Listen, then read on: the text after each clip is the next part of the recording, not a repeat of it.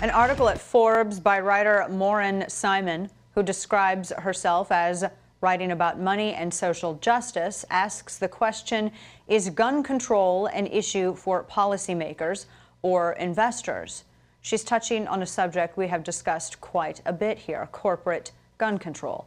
Now, in the column, she argues that corporations have a moral imperative to, quote, thoughtfully address the question of how people acquire guns, at what age, and for what use.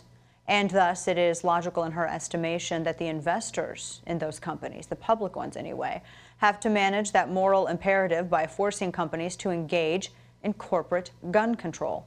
The idea here, essentially, is that true believers of gun control should start infiltrating public companies as investors, not to have a vote or a voice on how to improve the profit margins or how to increase the value of shares, but specifically to push gun control.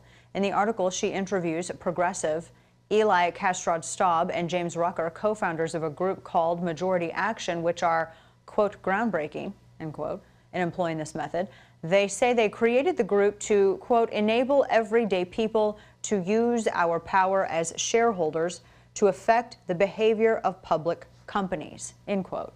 So in other words, to take the social justice warrior view of the world and transfer it to the company boardrooms to improve their behavior, because the most important thing is that everyone behaves the way that progressives tell you to. There's a lot more in the very long article discussing corporate gun control, but it's all basically pointing to the same thing. It is an effort to influence the culture, not through persuasion, but through force.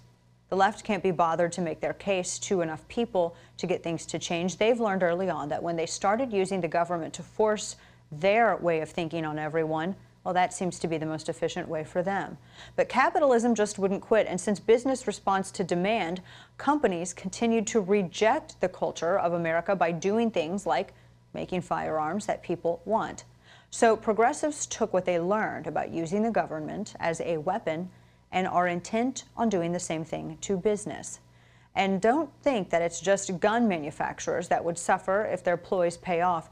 Imagine the influence that shareholder activists could have on every conceivable business. The whole thing, quite questionable. And whether or not the legality of it could stand court scrutiny, I'm sure that's something that will be discussed in the future.